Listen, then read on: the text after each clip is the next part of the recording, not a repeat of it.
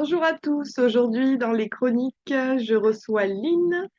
Lynn, qui est une amie que je connais depuis quelques années, qui m'a initiée au Reiki Maeo.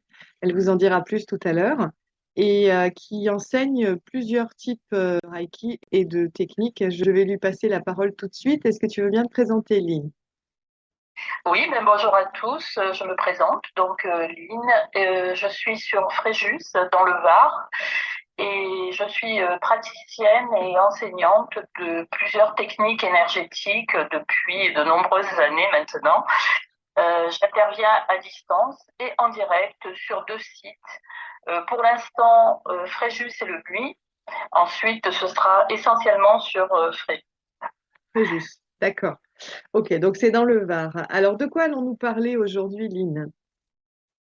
Alors, moi, j'aimerais bien aborder un sujet qui me tient à cœur et qui a été le point de départ de mon apprentissage sur les techniques énergétiques. Il s'agit du Reiki Usui, bien entendu. Mhm. Le Reiki, c'est lui qui m'a porté là où j'en suis actuellement, parce que ça a été le début d'une longue série d'apprentissage. Alors, qu'est-ce que c'est que le Reiki Usui? Pourquoi on dit Usui?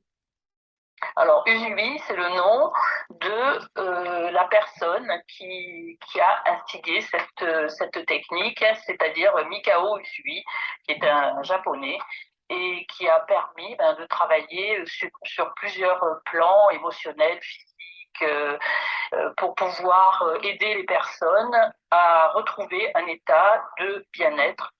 D'accord, ok. Et donc, ça fonctionne comment le Reiki? Il y a différents niveaux, j'imagine. Enfin, je le sais. Il y a différents niveaux, effectivement, qui consistent, on avance en fait dans le système. Le premier niveau consiste à mettre en place, à ouvrir un canal pour la personne qui est désireuse, euh, ouvrir un canal qui va lui permettre de se connecter avec l'énergie universelle. Le Reiki permet une connexion, mais sans donner de sa propre énergie. C'est-à-dire que le magnétisme implique une énergie qui nous est propre, Oui. donc on peut des perditions d'énergie à un moment ou à un autre, alors que le Reiki permet de canaliser simplement et de reproduire par les mains sur la personne, lors d'un soin par exemple, l'énergie, amener l'énergie et en bénéficier en même temps puisque on nous sert de canal. Tout à fait. Et je précise sur cette technique et cette différence entre les deux que j'ai pratiqué les deux. J'ai commencé, moi, par apprendre le magnétisme. Et effectivement, ce que nous disaient les magnétiseurs, c'était de bien penser à aller se décharger et se ressourcer après un soin. Et j'ai pu faire des séances en apprentissage où j'étais épuisée vraiment. Et puis, c'est pas très agréable d'ailleurs, parce que des fois, on prend la douleur de la personne. Alors que quand j'ai été initiée au Reiki et quand je pratique, il y a vraiment une sensation de bien-être, hein. On reçoit vraiment quand on donne qui fait que on n'est pas du tout dans le même état vibratoire et physique une fois qu'on a terminé une séance de Reiki. Effectivement, il y a vraiment cette notion de canal. Oui, Ok. tout à fait. Depuis quand tu proposes cette activité, donc, qu'est-ce qui t'a amené à faire ça? Alors c'est quelque chose qui à la base m'était totalement inconnu. Je cherchais un système énergétique qui me permettrait de travailler sur moi, parce que Oui. dans un premier temps, bon, rien ne laissait supposer que j'allais pouvoir quelqu'un d'autre. Et je suis tombée sur un tout petit livre qui parlait de l'auto-traitement et c'est ce mot en fait qui m'a tilté parce que l'auto-traitement pour moi c'était important. Ok. J'avais envie d'avancer par moi-même et ça a été le déclencheur. C'était un tout petit livre de poche qui m'a amené à comprendre que par le biais du Reiki, on arrivait à quelque chose de très positif à tous les niveaux de conscience. Et ça a été le point de départ de tout. La révélation. Ok. Oui, tout à fait. Mais je D'accord. ne trouvais pas à l'époque, c'était quand même dans les années 90, et il était difficile, il n'y avait pas Internet, donc pas beaucoup d'ouverture sur l'extérieur. Mhm. Et pour trouver un maître équipe, parce qu'on parlait d'initiation, il fallait qu'elle soit faite par un maître enseignant, et il était quand même pas simple de Mhm. trouver un maître enseignant. Ok. Mais est-ce que tu en as trouvé un après? Alors, ça a été aussi, bon, c'était quand c'était le moment, hein, de toute Oui, façon, oui. c'était le moment. Par le biais d'une amie, j'ai réussi à rentrer en contact avec un maître Reiki qui habite au bout de ma rue. Ah, en effet. Et ça a été voilà, quelque chose de très révélateur. Et comme je disais, le point de départ d'une autre vie, quoi. Ok. Mm. Et donc, alors, entre les niveaux, comment ça se passe et qu'est-ce qui se passe, justement, les différents niveaux? Alors, le premier niveau, je peux l'expliquer brièvement. Le premier niveau consiste à intervenir sur soi ou sur les autres en présence.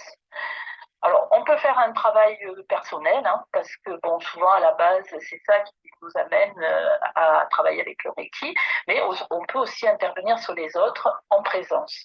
Le deuxième niveau permet d'avoir une expérience un petit peu plus ouverte sur le travail à distance.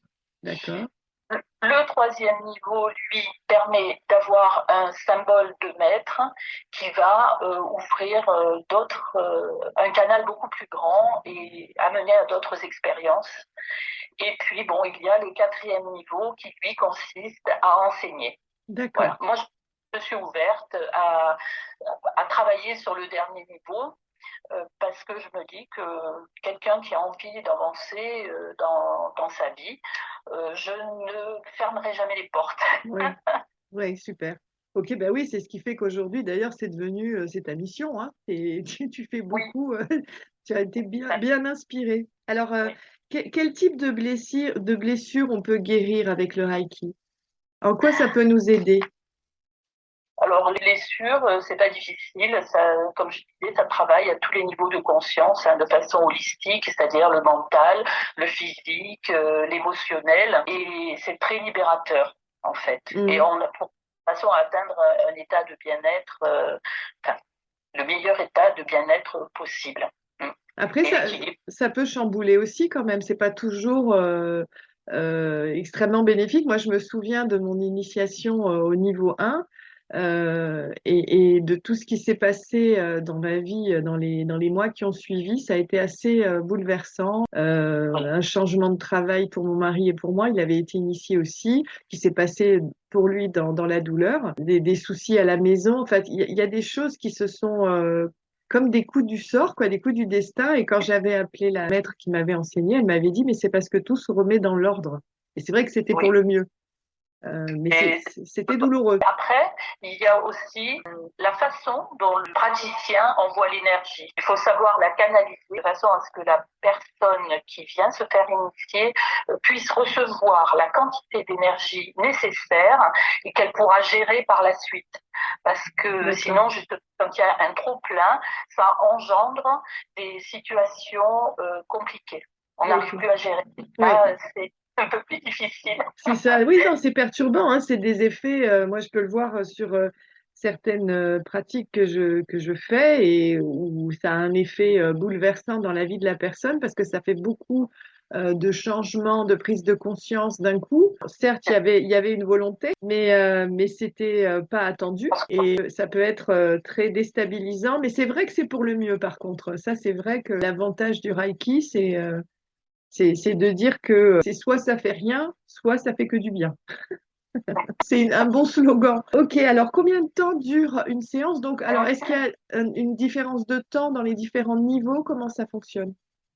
Alors, les différents niveaux, moi j'estime que quelqu'un qui vient travailler sur le premier niveau, l'initiation peut être intégrée, ou il faudra peut-être plus de temps pour l'intégrer que quelqu'un d'autre. Donc c'est à voir.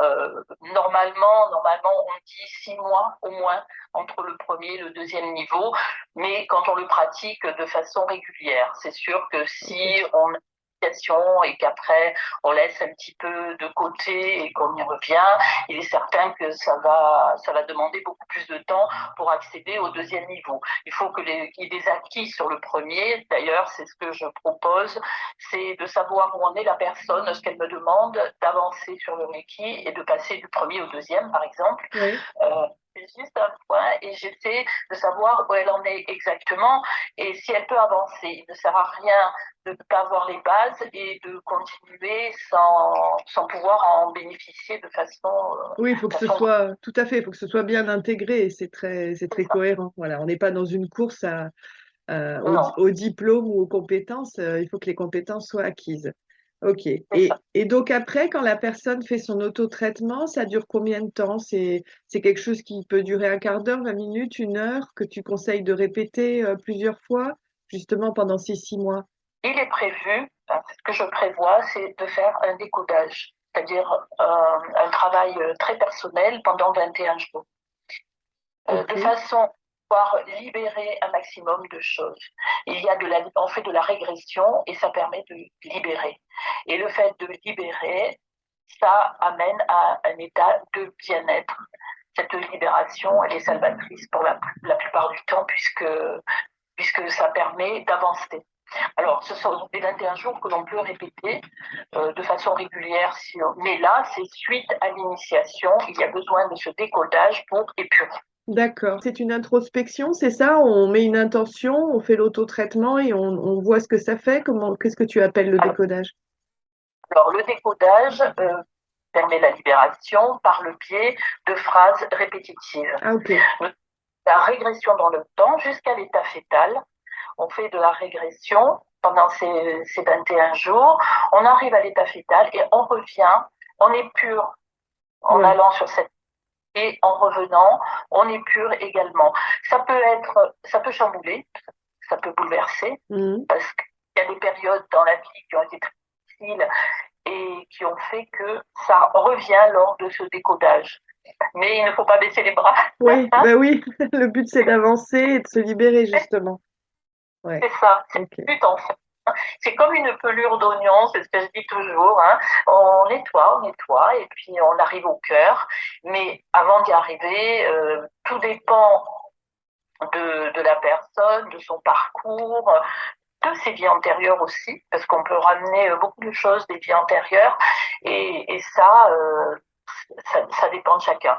Ok, c'est à Voilà. vivre, il faut le vivre. Ok. Oui, Alors, qu'est-ce que ça a changé dans ta vie et en toi, cette initiation, puis ensuite cet avancement dans le Reiki? alors ça a changé beaucoup de choses dans la mesure où moi, j'avais un métier l'activité professionnelle, j'avais pu constater qu'il y avait du stress, du mal-être. Et ça, lorsque c'est installé, ça cause beaucoup de malaise et de maladies. Hmm. Et au moi, voilà, c'était flagrant.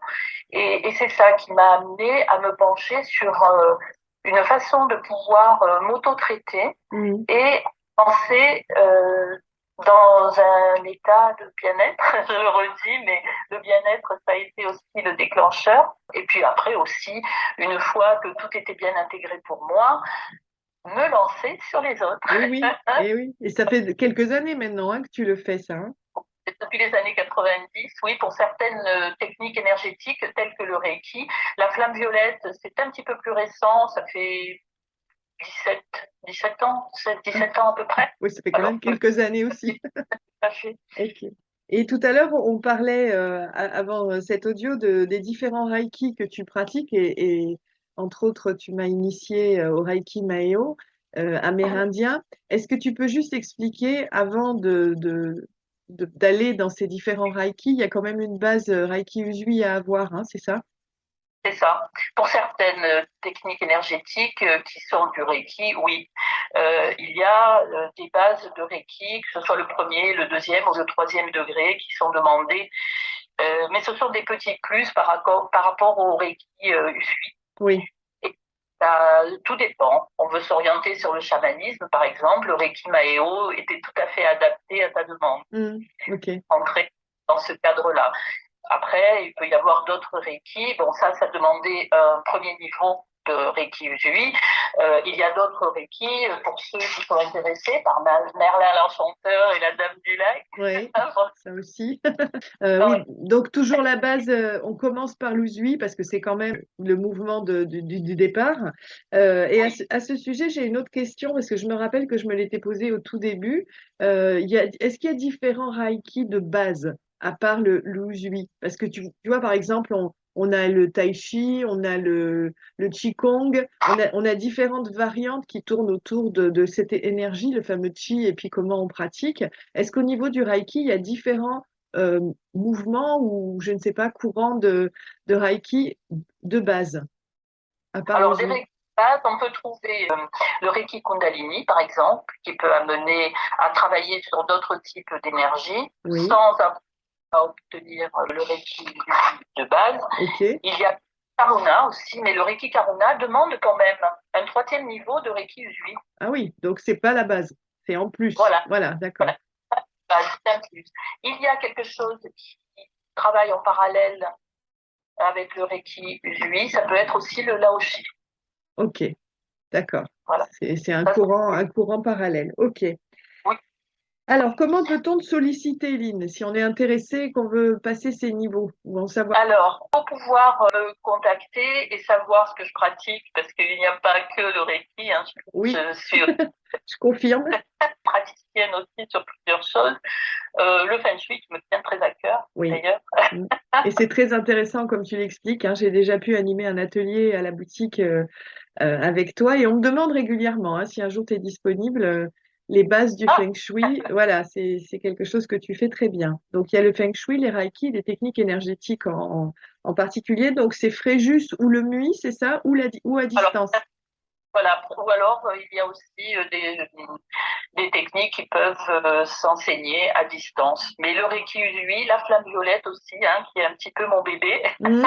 Mhm. et, et pour laquelle j'estime que la présence est importante. Oui, mais je crois aussi, hein, quand on Oui, s'initie à quelque chose, il y a beaucoup de formations aujourd'hui qui se font à distance sur Internet, on en voit de partout, et je trouve que quand on est dans l'énergétique et que c'est une première, c'est quand même mieux d'être au contact de l'enseignant et de oui, ressentir vraiment les choses en soi, à pratiquer ensuite à distance.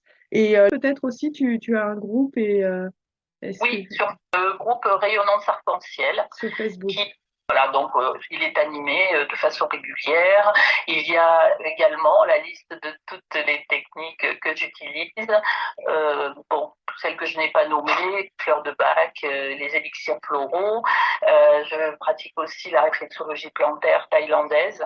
Bon, ça, de toute façon, il n'y a que du présentiel hein, qui Eh peut être oui, fait. Mais également lors d'ateliers, alors en groupe, enfin, je veux dire au niveau de la famille, hein, oui. groupe, j'entends que c'est la famille pour pouvoir gérer certaines difficultés qu'il peut y avoir dans le noyau familial, aussi bien qu'en individuel. Et voilà, je suis passeur d'âme, peur de feu également. Et je suis aussi praticienne, et ça, c'est quelque chose que je n'ai jamais évoqué, et enseignante en chromatothérapie. En chromatothérapie, les couleurs, eh ben, Oui. ça sera l'objet d'une autre chronique. Je le note. Ça sera très intéressant. Ok, bah écoute, Lynn, je te remercie. Je mettrai dans la description le lien à te contacter. Et puis, bah, donc, rendez-vous très bientôt pour une autre chronique sur la chromathérapie. Entendu. Je dis au revoir à tout le monde. Merci. J'espère pour vous retrouver bientôt. Au revoir. Au revoir.